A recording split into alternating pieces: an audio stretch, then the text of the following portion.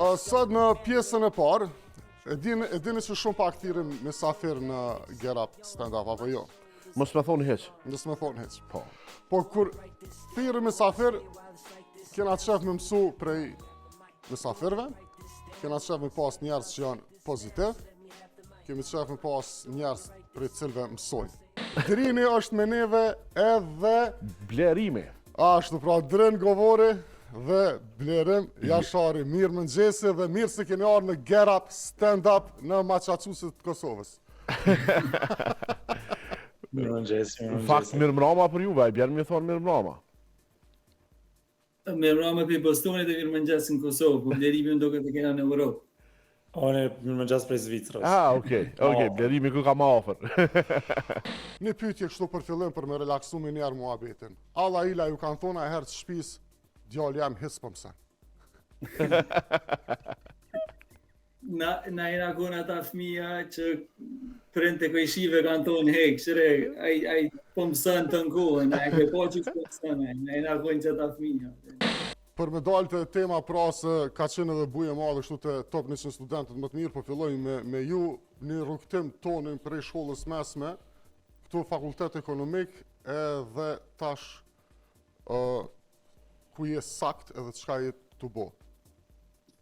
Po, dhe më thonë shkollën e mesme e kam përfunduar sa mi frashër, mandej në fakultet ekonomik në Universitet Prishtinës, e tash jam në Amerikë, me përmes bursës Fulbright në Babson College, sa i kam përfunduar studimet, e tash mas përfundimit të studimeve jam të punu në kolegj, jam të punu me njënin për profesorëve më të njoftën në botë për inteligencë artificiale, jena të punu në projekte interesant, që tash jena të fokusu ma shumë në shëndetësi edhe në ndërmarrësi, dhe më thonë me që ato jemi fokusu ma shumë, edhe dhe programe që i kena këto me studentat shkollave të mesme, dhe më thonë jem të marrë të implementu the AI agents, dhe më thonë që atë fa programi, dhe më thonë paka shumë, me që të sene jem të marrë po në fundit. Po kthehemi pak të Blerim, ju edhe masterën nëse zgapoj në Harvard, apo? Po, shkollën e mesme e kam përfundu në Gjimnazin Nacional në Prishtinë, mandej bada vazhdu në Kaliforni, në Universitetin e Minervës, me studiu biologji dhe shkenca kognitive. Mandej prej aty ku marrë një 3-4 vite kohë me punu në disa kompani në teknologji si në Amerikë, po ashtu edhe në Evropë. Mandej vendosëm me vazhdu studime tutje, kam përfundu masterin bashkë njëtin kohort me Drinin si përfitues i burrës Fulbright në Universitetin Harvardit.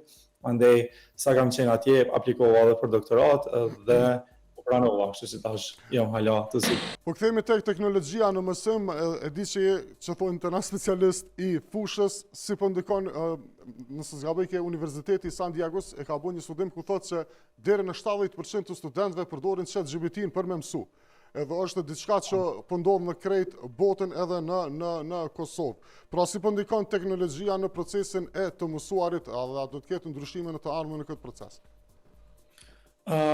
Dy senet e para, shumica e institucioneve jashtë vendit e shoh vetëm në Universitetin e Harvardit ku kemi punu bashkë, është që para se me fillu pa marrë parasysh se çfarë drejtimi ose pa marrë parasysh se çka kemi studiu, se çfarë klasa kemi marrë, patjetër duhet me përfundu një trajnim se si me përdor inteligjencën artificiale të mësumit. Është njëra prej kurrikulave që kemi punu bashkë në universitetin me zhvillu për studentë, kështu që e shoh kjo të ndodhë edhe në shkollat mesme, bile edhe në shkolla fillore, duke zhvillu kësaj lloj trajnimesh për studenta dhe profesora. Pika e dytë që është më interesante është që sistemi edukimit ka qenë krizë edhe para inteligjencës artificiale, është një diçka që nuk ka ndrruar për dekada, mos them edhe për shekuj. E keni një arsimtar, një profesor që shkruan me shkrim tabele ose me një laptop nashi teknologjik, në jetën ku i studentat që janë mbrapa, do të me kalu një test ose me shkruan një esej për me kalu klasën.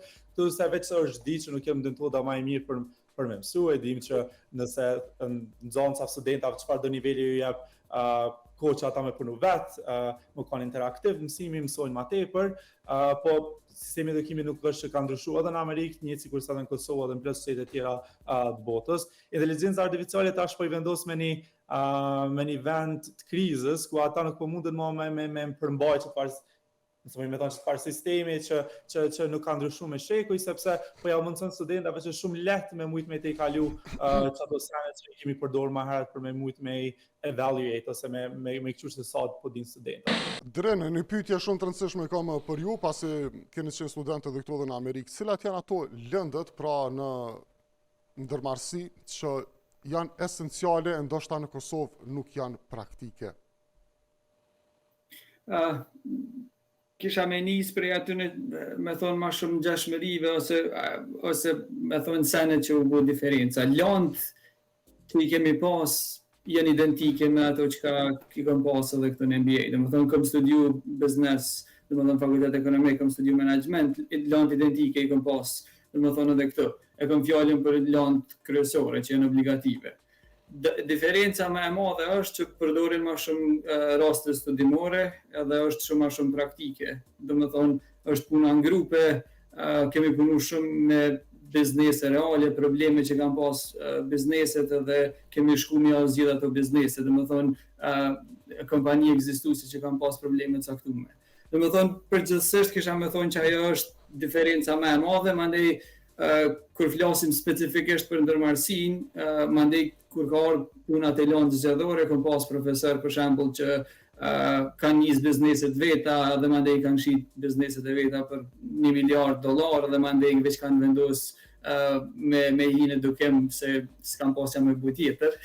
E mandej mëson, do të thonë është do të thonë prej kësaj perspektive pak në Kosovë, do të thonë kemi pas shumë raste profesor që ose janë konë CEO të kompanive të mëdha, ose kanë nis biznese, i kanë shitë dhe mandej kanë ardhur në dukim.